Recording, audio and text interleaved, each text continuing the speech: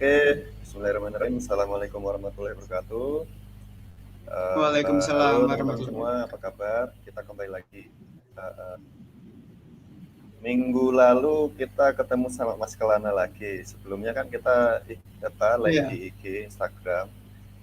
Terus sekarang ini karena mungkin ada perubahan dan permintaan dari Mas Kelana, kita coba live di YouTube.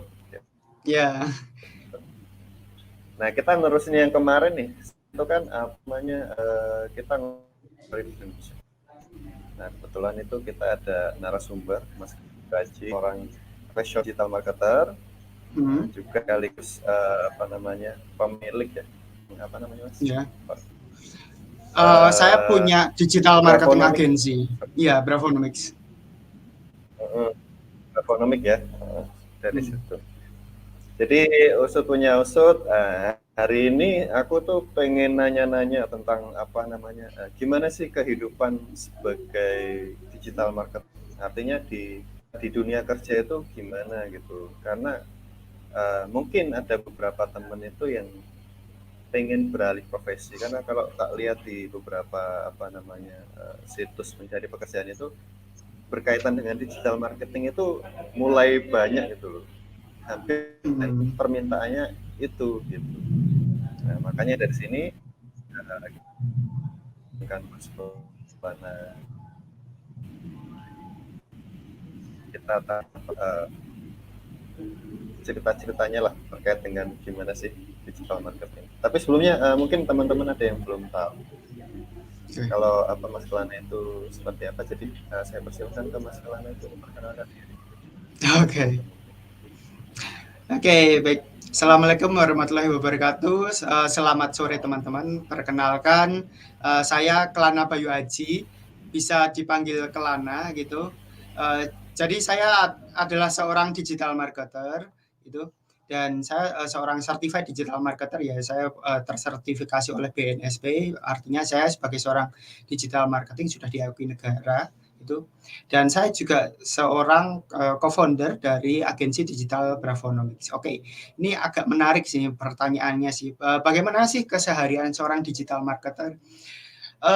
Ini agak ambigu ya pertanyaannya. Ambigunya karena jawabannya sangat tergantung dari posisi si digital marketing ini. Apakah dia sebagai seorang karyawan, apakah dia seorang freelance, ataukah dia itu sebagai seorang profesional yang berdiri sendiri. Karena case-nya di sini saya adalah seorang profesional yang saya memiliki bisnis saya sendiri. Jadi kesehariannya mungkin akan berbeda dengan teman-teman yang mereka bekerja sebagai profesional, bekerja sebagai karyawan, atau mereka yang bekerja sebagai freelance. Oke. Kalau saya sendiri kehidupannya ya sebenarnya mungkin gimana ya menjabarkannya. Oke. Kalau teman-teman sebagai seorang profesional yang bekerja sebagai digital marketing di sebuah instansi, mungkin teman-teman akan terikat kerja dengan 9 to 5. Tapi ini kembali lagi dengan kultur budaya dari sebuah kantor, kultur budaya dari sebuah brand itu seperti apa. Di tempat saya itu kerjanya remote, jadi kita kita bahkan jarang untuk tatap muka gitu.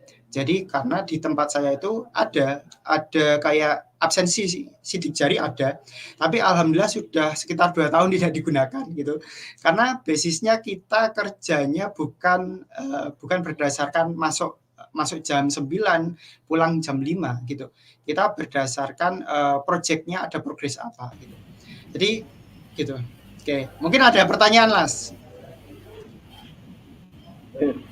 Iya, jadi ini aku baru tahu kalau ternyata ada 3 posisi, sebagai karyawan, sebagai freelance, sama sebagai profesional. Nah, kalau Hmm. dari sisi Mas Kelana sendiri sebagai profesional, tapi aku boleh nanya nggak sih sebelumnya, kalau Mas Kelana ini sebelum jadi digital marketer itu punya pekerjaan apa gitu? Terus dari misalnya kalau emang ada kerjaan sebelumnya tiba-tiba jadi digital marketer profesional itu gimana gitu ceritanya gitu? Terus itu kan keputusan yang agak agak lumayan gitu untuk dipertimbangkan. Ya. Nah itu ada nggak cerita-cerita kayak gitu tuh? Oke, thanks. Ya, sebenarnya kalau saya sendiri ada beberapa pengalaman ya. Jadi setelah lulus bekerja itu karena saya lulusan FISIP Administrasi Negara, itu memutuskan saya ternyata tidak cocok menjadi pegawai negeri itu. Jadi saya memilih pekerjaan yang lain. 1 tahun saya menjadi content writer, jadi saya memilih sebuah pekerjaan yang istilahnya saya dapat bekerja dengan bebas sambil belajar gitu. Jadi pas jadi content writer itu saya sedikit juga mendalami digital marketing, marketing online dan bisnis gitu. Oke, 1 tahun menjadi content writer, saya lumayan belajar tentang membuat konten tulisan, terus belajar tentang SEO-nya juga. Jadi kan karena content writer-nya menulis artikel di sebuah website ya untuk kontennya gitu. Terus 1 tahun jadi kayak semacam social media marketer, handle sosial media dari sebuah brand selama 1 tahun. Oke, Tapi terus ya gimana? tadi itu belajar belajar di pas waktu kerja di perusahaan itu atau memang ngambil kursus gitu atau belajar sama orang lain? Sorry, interupsi tadi. Oh, oh ya. Oke, kalau pas jadi content writer kebetulan memang satu nggak ada background content writer dan saya malah nggak tahu ini pekerjaan apa gitu. Jadi pas masuk ke dalam perusahaan saya dikasih tahu job desk-nya apa yang harus dilakukan. Jadi saya tinggal mengerjakan aja sesuai dengan apa yang diinstruksikan oleh perusahaan gitu. Nah, pas masuk menjadi social media marketer kebetulan ada lowongan itu dan perusahaan open dengan orang yang istilahnya belum punya background, mau belajar gitu.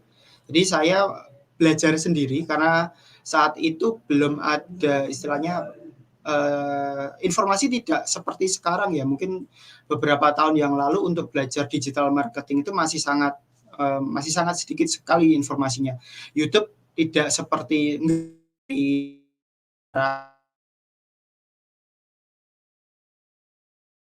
itu yang saya lakukan pada saat itu adalah saya membeli sebuah kursus online. Gitu. Saya beli kursus online karena saya bisa belajar itu. Gitu. Karena zaman 2017-2018 itu untuk belajar digital marketing masih belum semarak sekarang. Gitu, Mas. Oke. Dan alasannya kenapa saya memilih membeli kursus adalah ya itu adalah investasi saya. Gitu. Jadi daripada saya invest hal lain, investasi terbesar adalah invest pada diri sendiri. Jadi beli course untuk meningkatkan skill saya gitu. Gitu Mas. Oke, mantap. Jadi memang linear ya dari lulus kuliah kerja itu memang udah langsung menjurusnya ke digital marketing tadi ya Mas ya. Oke, oke. Karena kan ada beberapa apa sih namanya kursus online yang sekarang itu kayak kalau misalnya dari kerja terus ditawarkan untuk jadi digital marketing sini bisa nanti kita cari kerja yang mungkin sebelumnya dia punya background lain gitu ya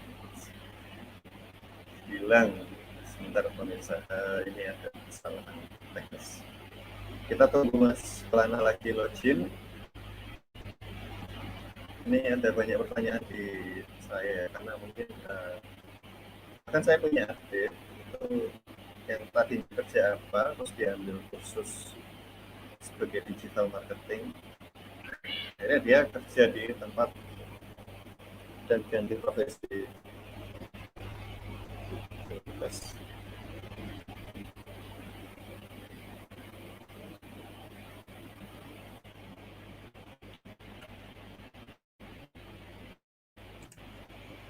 oke ini Mas Kelana balik lagi kita udah masuk Cek suara masuk.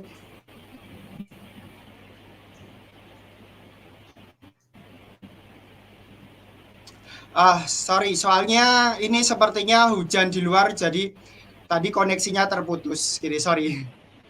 oh iya Ah, apa ya Mas ini aku kaget tuh tiba-tiba hilang iya. oh ya aku terusin lagi tadi masalah masalah apa namanya profesi ya karena ada beberapa teman saya itu yang tadinya nggak ada background sama sekali tentang digital marketing bahkan adik saya sendiri pun adik kandung itu tadinya dia selama kuliah ataupun selama hidup dia lah dari awal aku tuh tahu banget dia tuh nggak biasa jualan, nggak bisa berkontribusi di urusan marketing kayak gitu. Dan kemarin sempat kerja 1 tahun itu bahkan di bidang pertanian. Karena mungkin dia dapat info, dapat apa? Ini ada kelas online untuk jadi digital marketing. Itu bakal kayak dijamin kerjanya gitu. Dan akhirnya dia beralih profesi gitu. Yang tadinya nggak sebagai background sama marketing, ikut kursus, ikut sebagai junior digital marketing kalau nggak salah. Maksud aku kalau pendapat Mas Kelana sendiri, kalau untuk perpindahan profesi dari dia tidak punya pengalaman sama sekali di digital marketing dan dia memutuskan ini seru nih jadi digital marketing, itu Mas Kelana sendiri gimana? Maksudnya kayak maksudnya semua orang tuh bisa handle itu atau itu tuh bisa dipelajari semua gitu. Jadi kayak gitu tuh kalau menurut Mas Kelana gitu. Oke. Kalau menurut pengalaman saya sendiri sebetulnya nggak ada masalah ya Mas. Jadi sebetulnya tadi saya sudah bilang saya sendiri lulusan fisik administrasi negara. Kerjanya online, nggak ada urusannya. Jurusannya sudah salah jurusan dulu, gitu. Cuman gini, saya pernah ada seorang anak magang itu dia tuli. Jadi tuli kita kesusahan dalam berkomunikasi. Tapi ketika saya memberikan tugas marketing online untuk membuat website, buat landing page, itu mereka mampu mengerjakan. Ya, gimana caranya? Ya, saya komunikasinya by WA, gitu. Intinya apa? Sebetulnya nggak punya background, itu nggak apa-apa, asal mau belajar. Karena banyak sekali saat ini orang yang nggak punya background-nya apa, lulusannya apa, kerjanya apa. Gitu. Dan alhamdulillahnya adalah saya handle beberapa anak magang dari SMA sampai kuliah, itu kebanyakan apa yang dipelajari di dunia sekolah, di dunia perkuliahan itu tidak sesuai dengan apa yang dibutuhkan dunia industri, dan ini realita di lapangan. Jadi walaupun sudah kuliah, belum tentu apa yang di perkuliahan itu dibutuhkan oleh dunia industri. Jadi ketika teman-teman tanda kutip sudah modal ijazah S1 nih, belum tentu kamu itu siap kerja, sorry aja ya. Karena kembali lagi kamu punya skill yang dibutuhkan di dunia industri apa enggak. Jadi kalau enggak punya, ya gimana caranya agar kamu bisa punya skill itu. Misalnya ikut kursus, misalnya magang, misalnya ya privat gitu. Itu sih Mas.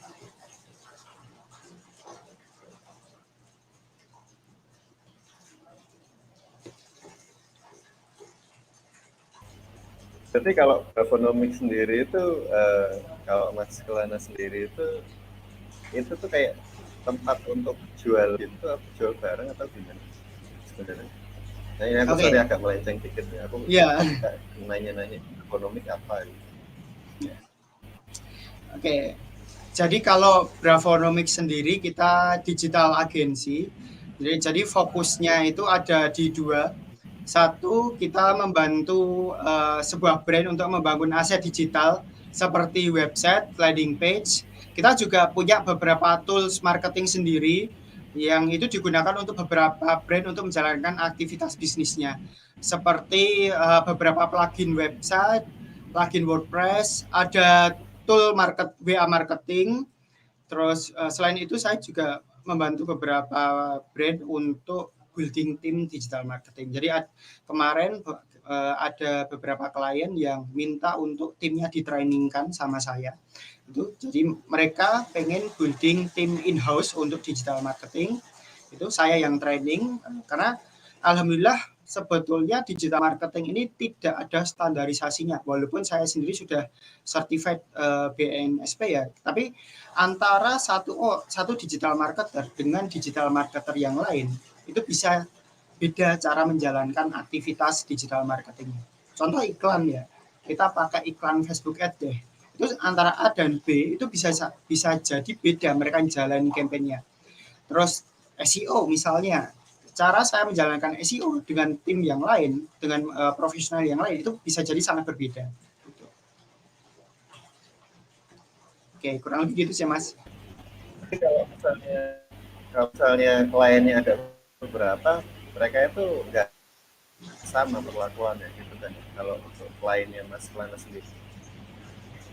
Oke, jadi kalau klien itu kembali lagi Kita tergantung. Halo, halo, masuk? Oke, jadi kalau masuk masuk klien, masuk. oke masuk ya. Oke, jadi untuk klien, apakah ada perbedaan perlakuan? Sebetulnya perlakuannya sama, tapi tergantung kontrak yang dibutuhkan oleh klien apa. Jadi saya dan tim itu nggak pernah ngasih price list ya. Saya selalu duduk bersama dengan klien. Paling nggak ya kalau nggak bisa ketemu seperti kemarin pas lagi ada pandemi ya kita ketemu by Zoom. Tetap saya sama klien itu tanya dulu yang dibutuhkan apa. Karena yang perlu diketahui adalah beda bisnis itu beda perlakuan. Kita nggak bisa menyamakan kebutuhan antara satu bisnis dengan bisnis yang lain. Jadi saya selalu screening dulu kebutuhan klien apa. Oke, dari screening itu tentu kita baru bisa mengetahui kan, oh klien ini kebutuhannya A, klien ini kebutuhannya B, terus yang dibutuhkan dari saya apa, yang saya bisa provide apa, kontraknya sejauh mana, skupnya itu. Jadi sebenarnya perlakuannya nggak beda, tapi tergantung dari kebutuhan kliennya seperti apa, sejauh mana saya bisa membantu mereka.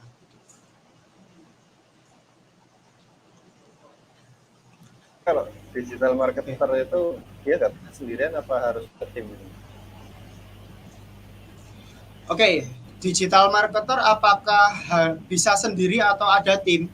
Sebetulnya kalau idealnya itu ada timnya, karena satu orang digital marketer tidak mungkin bisa menguasai semua hal, terutama kan kita tahu Facebook selalu update, Instagram selalu update, Google juga update, UI UX-nya pasti akan ganti, TikTok itu ada satu channel tambahan.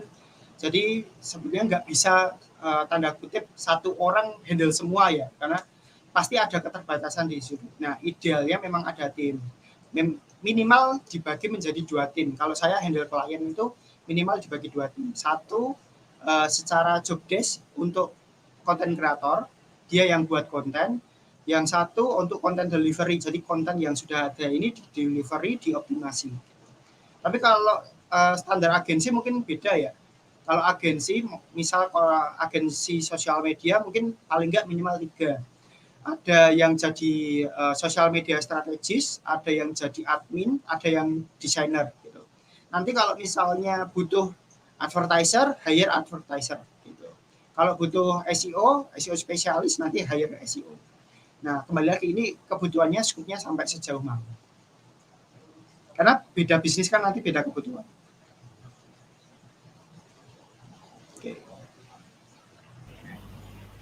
Aku mulai agak puzzle itu mulai kebentuk. Jadi pelan-pelan jawab gitu maksud aku. Terus apa namanya?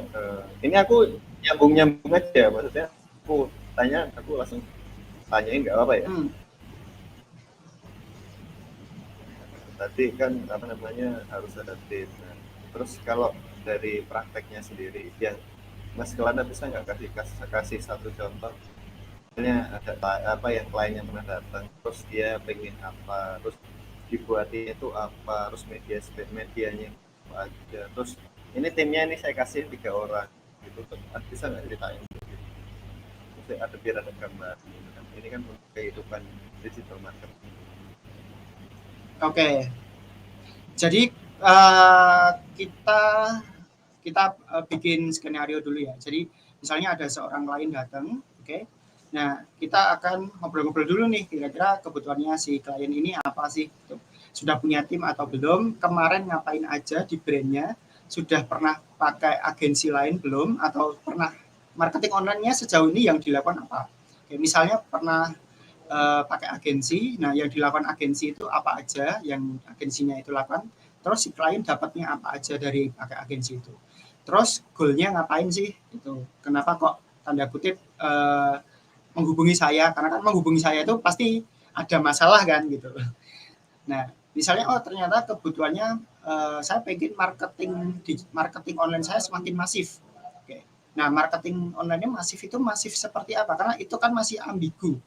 Saya pengen biasanya klien itu datang itu masalahnya satu, omset saya turun, saya pengen marketingnya makin gencar. Itu sudah kayak template ya, kayak jawaban template itu kan. Nah, perlu diulik lagi omset turun itu karena apa? Yang sudah dilakukan apa? Terus kalau pengen menaikkan omsetnya dengan apa? Jadi kalau saya perlu tahu bisnisnya si klien itu seperti apa. Apakah dia bisnisnya misalnya cari reseller, terus apakah dia ke end user jualannya gitu, sudah punya tim belum? Kalau misalnya belum, berarti saran saya building tim dulu. Gitu. Kalau misalnya nggak punya tim, karena sebenarnya kan saya nggak buka jasa digital marketing kayak iklan ya, karena saya sudah nggak melayani iklan lagi. Gitu. Jadi saran saya sih biasanya building tim dulu, gitu. Atau minimal mungkin si klien ini yang saya training. Jadi biar dia tahu digital marketing yang dibutuhkan oleh bisnisnya apa. Gitu sih Mas.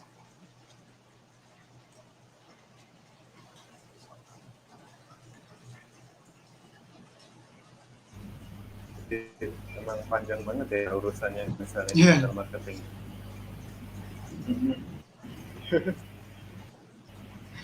Tapi kalau ke misalnya Mas, freelance ini kan lebih enak kok.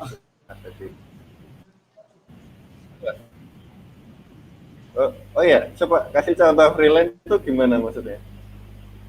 Ya kalau freelance misalnya ya saya freelance jasa pembuatan website. Ya udah orang datang, misalnya saya freelance jasa pembuatan website, ya udah orang datang pasti menghubungi saya karena kebutuhan website kan. Ya udah, saya tanya butuh website untuk apa? Butuh website untuk apa? Ada anggaran berapa? Mungkin dia akan tanya price list ke saya kasih price list, udah tinggal deal-dealan aja, udah selesai gitu. Nah, itu bedanya kalau tanda kutip orang ngasih karena di tempat saya itu standar SOP-nya kita lebih coaching dulu ya. Jadi gabungin coaching sama konsultan. Jadi memang prosesnya agak panjang tapi kebutuhan dari klien clear. Jadi istilahnya gini, analoginya si pemilik brand ini adalah orang yang sakit. Nah, orang yang sakit itu mau langsung pesan obat atau tanya dulu ke dokter gitu. Kalau ketemu saya, ibarat kata ya saya akan kayak dokter, saya akan tanya dulu yang sakit di sebelah mana, terus gejalanya apa aja gitu. Saya baru nanti dari situ bisa memutuskan, oh kalau ini kemungkinan besar sakitnya ini, kalau sakitnya ini yang dibutuhkan ini gitu. Jadi pantangannya ini misalnya seperti itu. Tapi kalau misalnya si brand owner ini tanda kutip sudah tahu permasalahannya dia dan dia merasa daripada saya pergi ke dokter, mending saya langsung beli obat, ya saya akan cari ke apotek. Oke, saya cari obat, saya tanya ke apoteker obatnya, misalnya obat sakit kepala adanya apa, oke, adanya merek A, B, C, saya tinggal pilih gitu. Oh, saya butuhnya mereknya yang ini, saya sukanya yang ini gitu.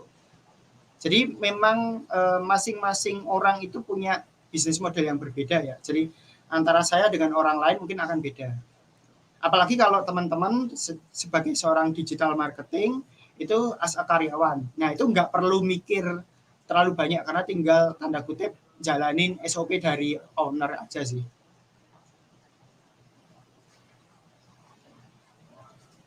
Nah, gitu Mas. Wait.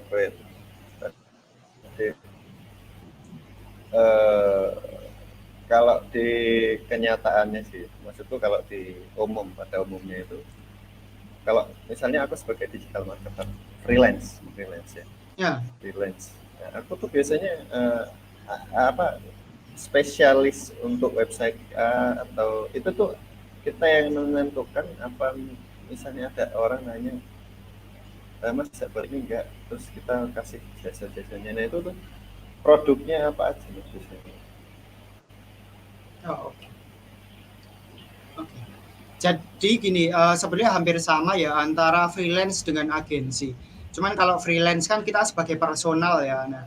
Nah kalau personal ini balik lagi ke personal brandingnya sih. Jadi si freelancer ini pengen dikenal sebagai apa?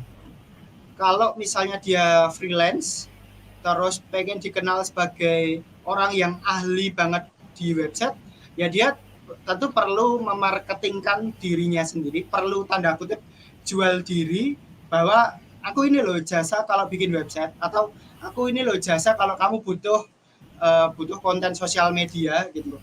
Kan walaupun sebetulnya kita nggak bisa ahli di banyak hal ya, kita nggak bisa ahli di banyak hal, tapi at least kita bisa memperkenalkan kalau kita expertise di satu bidang gitu. Karena orang nggak bisa mengingat kita sebagai ahli A, ahli B, ahli C. Pasti orang itu ingat kita kalau kita ahli di bidang A gitu. Gitu Mas. Oke. Ya, tadi aku agak bingung juga sih. Nanyanya muter ini. Sorry. Oke. Terus lanjut lagi deh ini. Kan tadi kan udah ngomongin masalah kalau misalnya ada klien terus gimana. Jadi udah ada kebayang. Terus kalau misalnya nih sebagai digital marketer, ada nggak sih kayak pesan-pesan ke teman-teman yang lain ya sebagai sesama digital marketer atau ke orang yang baru niat pengen digital marketer, belum mereka siapkan gitu. Karena kan rasa digital kalau semakin kesini banyak dan itu saingan gitu. Nah, menurut Mas kalian aku gimana? Ada nggak? Oke. Ya, insya Allah ada. Untuk teman-teman, terutama teman-teman yang baru aja belajar digital marketing, tergantung goalnya apa ya. Jadi kalau teman-teman sebagai profesional, kenapa saya nyebutnya profesional? Jadi gini, kalau kamu sebagai digital marketing, jangan punya mindset sebagai karyawan. Kenapa? Karena pada akhirnya perusahaan itu nggak butuh kamu. Perusahaan akan dengan mudah mencari penggantimu, tapi kalau kamu sebagai profesional, nanti malah sebetulnya perusahaan yang akan mencari-cari kamu. Jadi jadilah seorang digital marketing yang profesional, jangan cuma berhenti sebagai karyawan. Profesional gimana? Berarti kamu selalu update skill. Kamu selalu update skill, update informasi, karena digital marketing itu selalu update. Kita nggak bisa menyamakan proses marketing online antara tahun ini dengan tahun kemarin, karena otomatis akan ada update-update yang berbeda.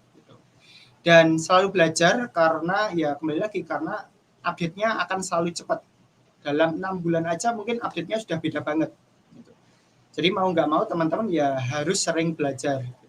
Dan satu hal lagi, tidak ada satu orang yang bisa menguasai semua. Jadi paling tidak teman-teman kuasai 1-2 hal dulu. Kalau bisa satu banget, dikuasai banget, baru nanti nambah yang lain. Karena kalau teman-teman belajar banyak hal, nanti malah istilahnya jadi average ya, skillnya nggak jago-jago banget.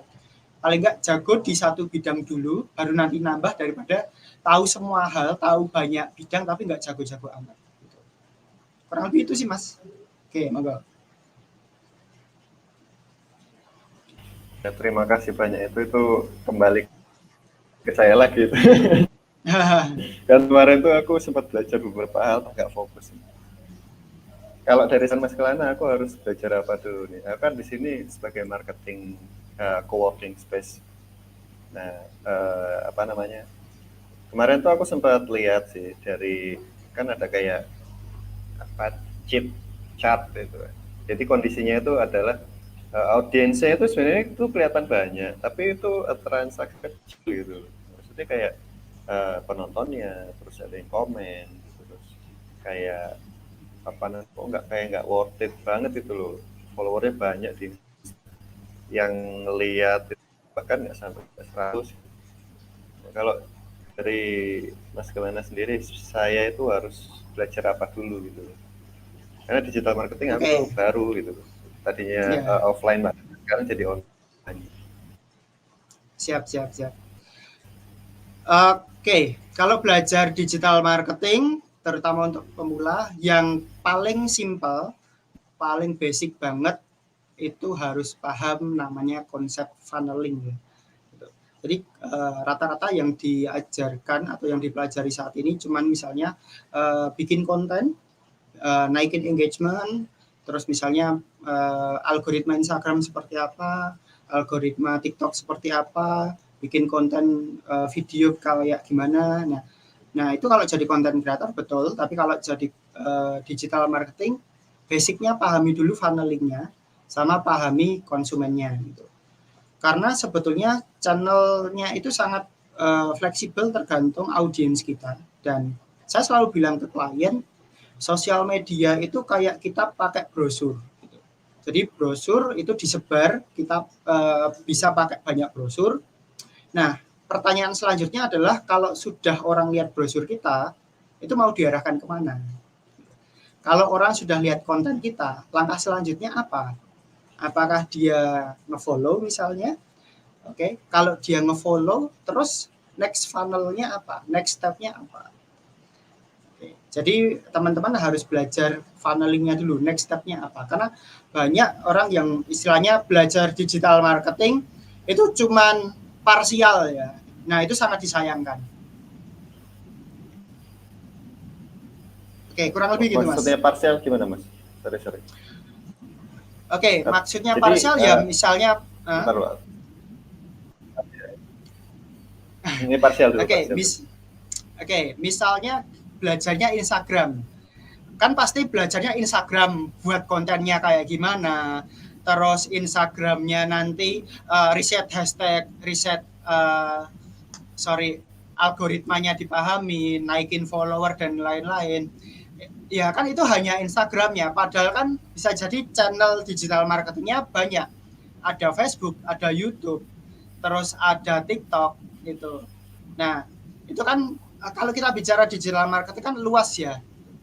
Apakah kita hanya tanda kutip fokus di Instagram aja, sementara bisa jadi ternyata audiens kita mayoritas nggak pakai Instagram. Jadi istilahnya Instagram ini adalah pintu masuk utama. Dari Instagram mau diarahkan kemana? Apakah diarahkan ke website kita? Dari website diarahkan kemana? Apakah dari website misalnya registrasi di website tersebut? Kalau sudah registrasi terus gimana? Misalnya dari registrasi dikirimi email terus next step-nya apa? Next step-nya misalnya join kelas, ditawari offer, ditawari ikut event gitu. Mungkin nggak email, mungkin WA. Nah, jadi kita ketahui dulu istilahnya apa ya, customer journey gitu. Jadi pahami dulu customer journey, pahami dulu funneling. Itu basic banget. Oke, gitu. Oke. Ini bisa lah ini, nanti aku tanya jelas apa yang harus ngapain dulu berarti. Jadi nanti aku tak konsep dulu mungkin sama Mas Victor ya. Mas Kelana kan tahu Mas Victor. Nanti tak konsep dulu mau gimana alurnya. Nanti kalau ada kendala boleh aku konsul ya. Siap.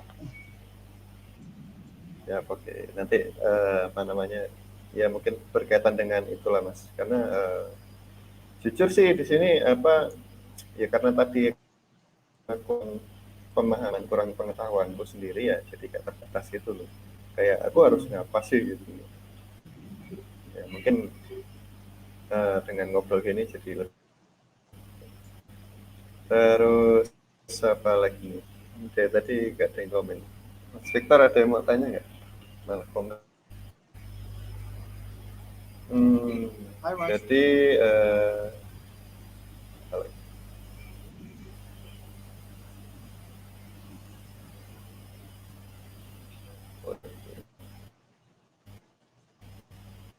Mas Kelana kayaknya ini